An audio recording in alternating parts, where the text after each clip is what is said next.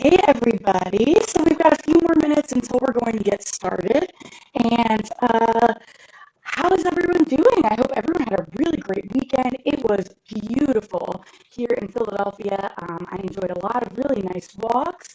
And I don't know about you, but here in my neighborhood, they're doing a lot of rainbow hunts. So I'm wearing my rainbows today. But when you go outside, see if anyone in your neighborhood is putting rainbows in their windows, on their front porch. See how many you can find. I loved going on my rainbow hunt personally. Today we're going to have a really fun session. And before we get started, I am just going to go and grab one more thing, and then we'll get started with our Table of Elements book. We're going to do some Izzy Gizmo, and then I've got a really special experiment that everyone can do at home after my stream is over.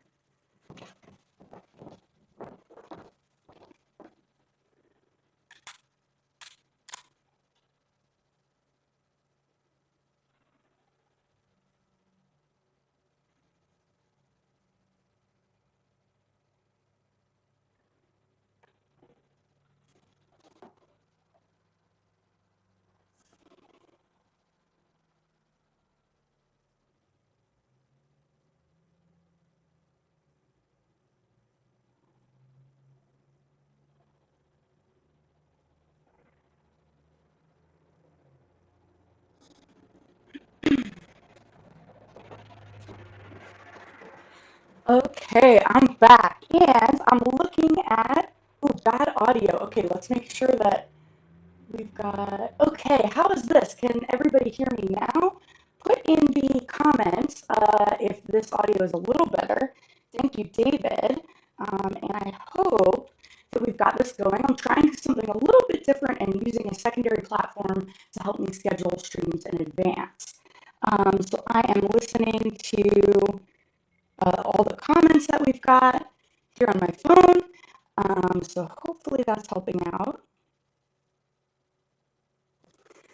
Okay, so my name is Bee, and I'm Bee the Scientist. I'm going to be coming to you live Mondays, Wednesdays, and Fridays for the foreseeable future at 2 p.m. And I want to share with you all of my really fun and awesome storybooks that I've got and some great experiments.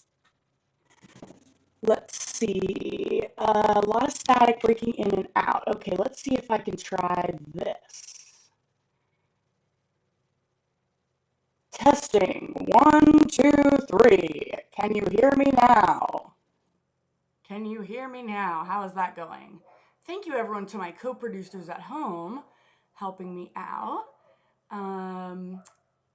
Let's see, Jess and David. Is this any better? Hopefully. It is a little bit better. But let's go ahead and get started, and I'll really cross my fingers that you can all hear me from home. So we're going to continue reading the periodic table of elements lift the flat book. This is an Usborne book, and if you are interested in finding any Usborne books during quarantine, you can check out my aunt's website, azbookbuddy.com. azbookbuddy.com. You can find this Usborne book and more. There's also a lot of really fun educational resources along with each book that they sell. So we are learning a little bit about the table of elements. Now, everything in the whole entire world is made of matter.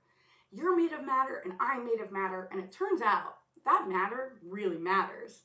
That matter is made up of teeny tiny little microscopic building blocks called atoms. And those atoms, there's actually quite a few of them. And these are all the different types of atoms on the table of elements.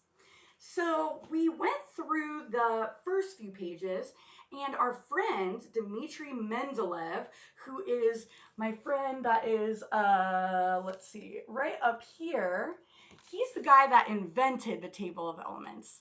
So let's see, our last stream, we looked at elements that fizz and bang. Today, we're going to look at hard, shiny metals. Okay, Jess, I'm going to try to speak up as much as I can. I'm hoping that you guys can hear me. I'm going to adjust something really quick here. Okay, it looks like everything is maxed as much as I can get it. So hopefully maybe you guys can plug me into some headphones. That might help with the audio as well. So hard shiny metals in the table of elements on this one, they're going to be gray. And they're called transition metals. 3 of the transition metals are magnetic. So let's check that out. Oh, my sunlight is getting in the way here. So these 3 are magnetic. We've got iron, cobalt, and nickel. And then on the inside, oh boy, my son is really, you're grateful until you're trying to stream things. If you put a magnet near any of them, they'd be attracted to it. So when you're at home, another really fun thing that you can do is try and find all of the magnetic metals. So find a magnet from the fridge and see what other metals around the house will have that same attraction. So let's see, what else do we have here? Some of the transition metals are very valuable because they're quite rare. That means we can't find them all that often. And they keep their shine and shape for years. They're known as precious metals. So here's our little precious metals right here. We've got gold, silver, osmium, rhodium, platinum, palladium, ruthenium, and iridium.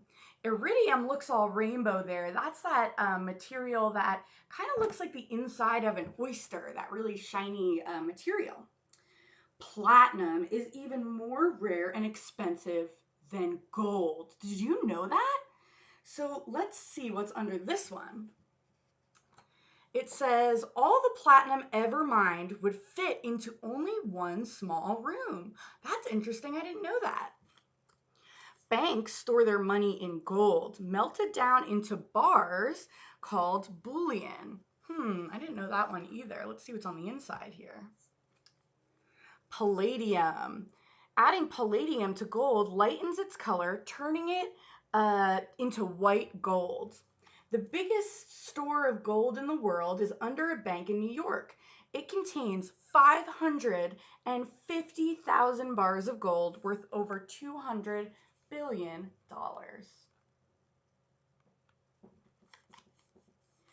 Mercury is the only transition metal that's a liquid at room temperature. And some of your grown-ups might remember having thermometers that had real mercury in it. Now, they don't do that because it's a little bit dangerous if it spills. Niobium is used to make special celebratory coins. When niobium reacts with oxygen, it forms vivid colors. That's right here at the bottom. Cadmium is used to make bright paints.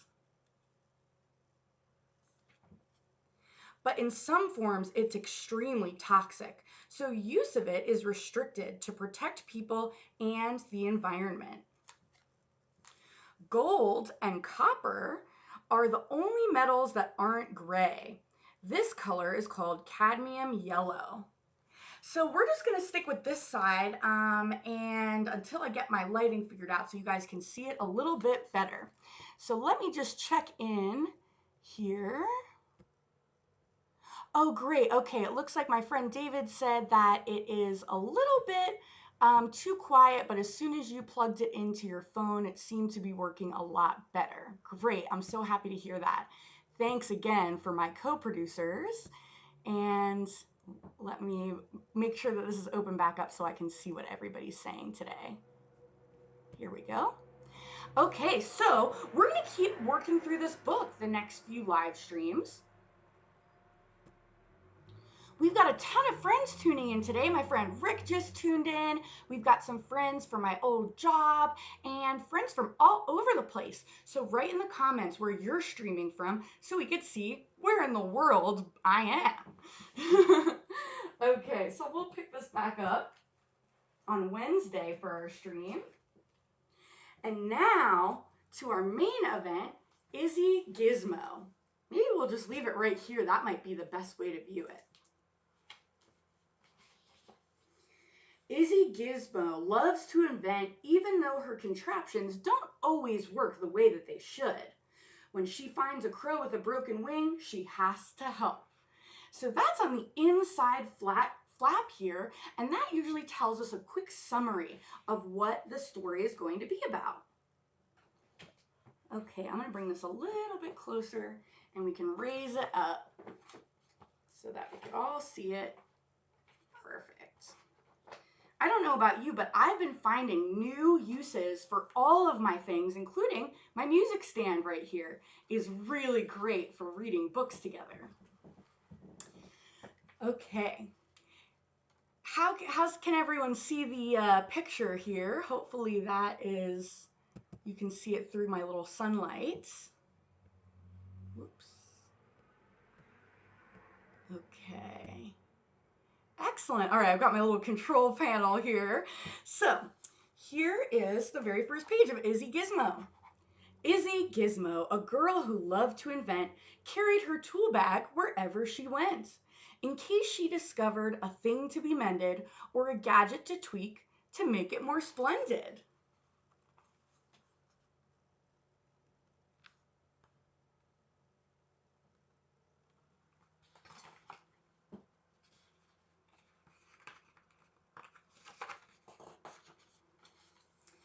But the trouble with things that have dials and switches is they don't always work. They have certain glitches. The T-Mendance, for instance, did such a fine job. Oops. Trying to keep my pictures out of that little sun glare, if possible. Maybe if I scooch it over this way. Okay, that's a little bit better.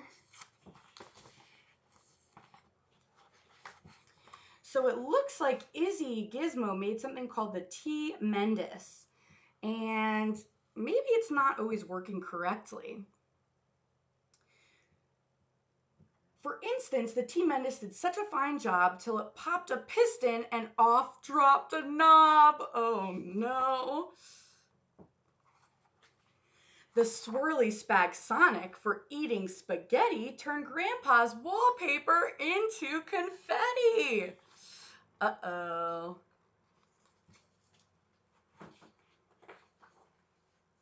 The Beardtastic had Grandpa nearly perfectly styled till the foam overflowed and the clippers went wild. Well, Isabel, who was so clever and bright, would get rather cross when things didn't go right, and she huffed, "It's too tough, I've had it, I quit." She kicked her invention and called it a twit.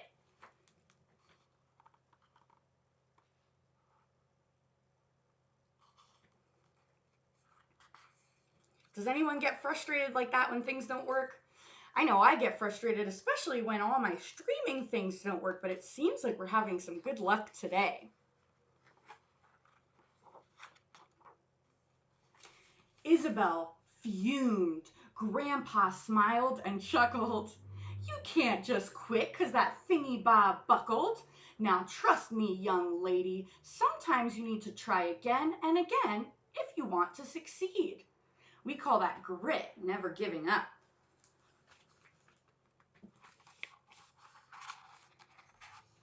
So that was this page right here. Perhaps Grandpa was right, but still, Isabel sighed. She picked up her tool bag and wandered outside. Kicking the stones on the path as she walked, Izzy jumped at a bump up ahead. Something squawked.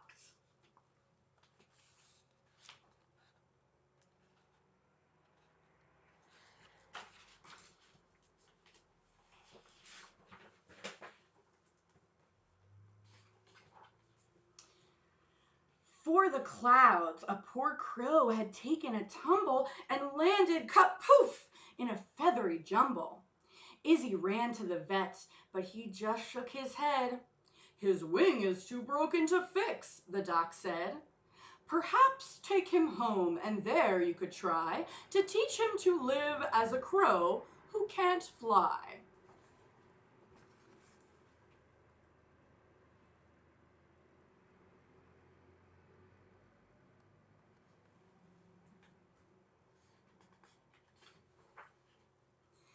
Day after day, Izzy thought she had found something fun for her crow to do on the ground, like digging for worms and racing fat slugs.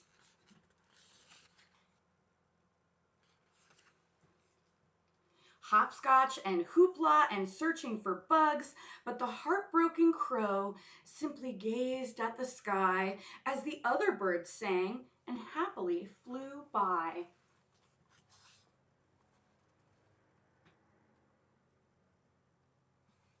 If you want to see the pictures for a little bit longer, you can press the pause button. That's two lines right next to each other, just like this. You can take a look at the picture and then tune back in. One night, with the crow in the folds of her sweater, Izzy sighed, "Oh, I wish I could make him feel better. I've tried. He won't play, he won't drink, he won't eat." She was so very close to admitting defeat. Grandpa said, "Izzy, don't give up on him now. I know you can do it. Just work out how." Then Grandpa passed Izzy her gadgety things, and she knew what to do. "I'll invent some new wings."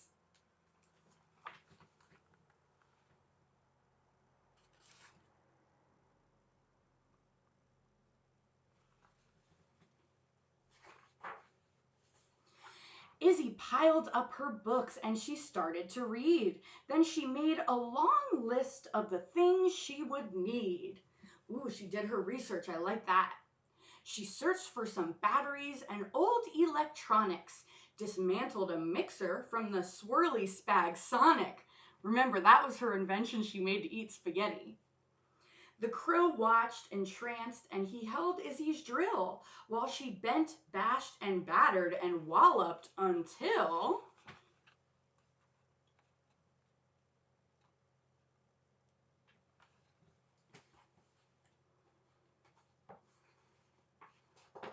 Ta-da! Izzy fastened the wings with a strap, but they hummed and they twitched, far too heavy to flap. "Ugh!" Izzy yelled, "I'm no good at succeeding."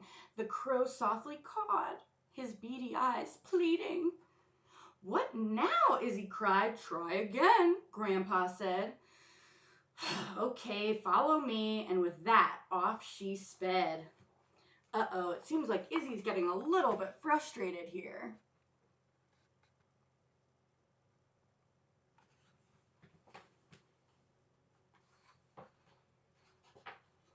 Izzy dove in a pond where she borrowed a pump. Then she took from an engine two sprockets, a sump. Izzy fastened the wings. They were light, they were curvy, but the wings the wrong shape turned the crow topsy-turvy. Oh no.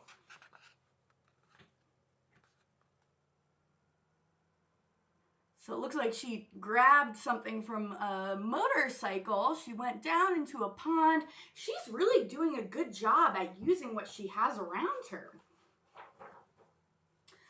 "Ugh, I give up," Izzy yelled with a furious frown. The crow sadly cawed as he hung upside down.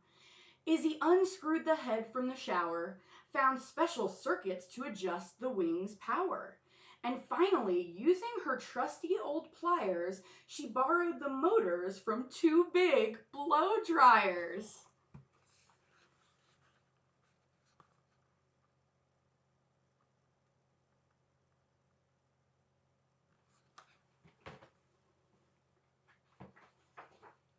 "Yes," Izzy said, "the right shape, perfect weight."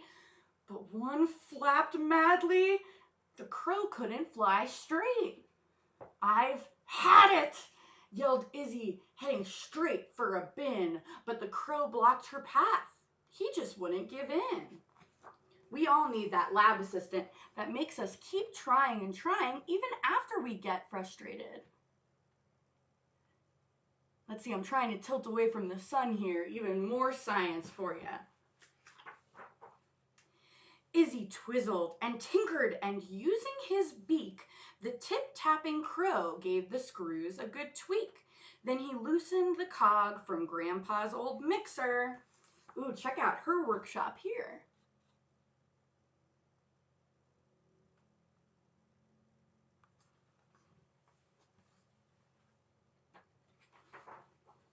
You can fly, Izzy cried. Oh, your name should be Fixer. After 2 loop-the-loops, Fixer came into land and stood happily cawing upon Izzy's hand. You tried very hard, Grandpa said, and succeeded. You kept at it, Izzy. You did what was needed.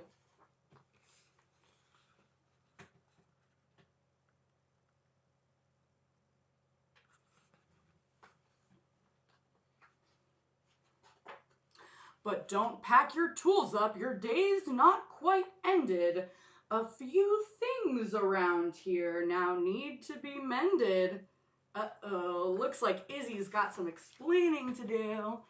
All of those people that she borrowed supplies from, what do you think she's gonna do?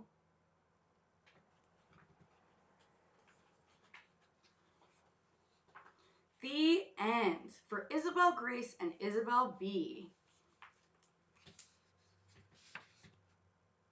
Wow, I love that book. It's so fun, and it really reminds me of everything that we're doing in our homes and trying our best to do with what we have. So before I show you the experiment that you have, I do want to give a few shout outs to some people in the chat. Make sure you comment where you're streaming from so that I can give you a shout out. So it looks like we've got my friend David Oldham with Kira and Lainey here. Hello, girls. We've got Jessica Marino. Who else is here? Gabby is here with Olivia Prince, Charlotte and Duncan from Ottawa. Hey, how's it going? We've got my friend Paul and Steven, and even my friend Rob Hawley, Callie Schulman, and Elizabeth Gilbert, who also has Izzy. Don't you just love Izzy? Okay, now, this next experiment that we're going to try out, I want to warn you first that this isn't something that you'll be able to do really quick while I'm streaming.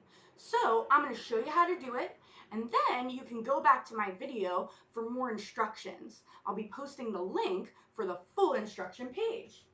So today, we're going to make a whirligig. And I made 2 different whirligigs here, and I'll show you how it works. So these whirligigs, when I drop them, watch what happens.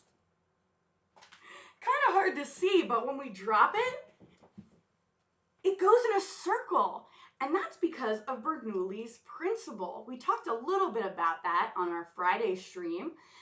So here's how you make it. You can take any piece of printer paper or any other paper that you might have. So something like this. What I did is I folded it in half and then folded it in half again. I found that it was easier to use the smaller ones rather than the bigger ones. But I'm going to show you how I made this on the bigger version. So here's our sheet, okay? Now the first thing that you need to do is you need to draw out some lines with a ruler. I also folded it to make sure it was nice and even. So you've got your long rectangle, and the first thing that you're going to do is you're going to fold down the bottom about, what is that, a little less than an inch. Then, once you do that, fold it in half, okay? Now, once you fold it in half, the bottom part is going to be split into thirds. The top is going to be split into half.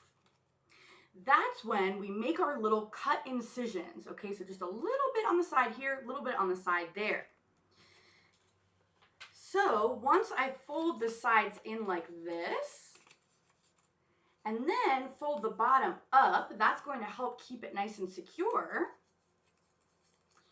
Then one of the halves of paper will be cut and sent one way, the other one will be cut and sent the other way. Now, I added a little bit of scotch tape at the bottom to keep my little flaps closed. So here's what it looks like up close. Now, if you Google paper whirligig, there's a great article from Science Magazine in 2015 that you can print out your own template, or I couldn't get my printer to work. I got to work on some more Izzy Gizmo mechanics. Then, once you drop it, it'll twirl just like that. Wow, so cool. Now, I do have to admit that I got a little frustrated when I was making mine. And just like Izzy, I was getting frustrated and I wanted to give up. But you know what I did? I went out and I took a walk. That always makes me feel a little better. So if you can take a break when you're frustrated and get a fresh mind, just like that last book that we read, The Most Magnificent Thing, sometimes we need to take a break from things that are frustrating. And when we come back, we've got brand new, fresh ideas. So, my name is Bee the Scientist. I'm going to be streaming Mondays, Wednesdays, and Fridays at 2 p.m. And you can also find more information on BeTheScientist.com. I'm offering private sessions, so shoot me an email or message me here, and we can talk about how to make your kids have a really special time while they are on lockdown. So, as most of you know who have joined me before, we always end with a goodbye song that you might recognize some of my grown-ups from an older kids show called Out of the Box. So let's go ahead and sing our goodbye song. And before we do that, let me give a shout out to a few more people who joined. We've got Brielle, who's a kindergartner from New Jersey, and my friend Buddy, who joined since my last shout out. So, hey, everybody, thank you so much for joining me. Make sure you share this with all your friends so that you can do the experiments together. Okay, and our goodbye song. So long, farewell to you, my friend. Goodbye for now until we meet again. So long, farewell to you, my friend. Goodbye for now until we meet again. It's been great to read and play together in the hive, but now it's time to say goodbye. So long, farewell to you, my friend. Goodbye for now until we meet again. Bye, everybody. See you on Wednesday at 2 o'clock.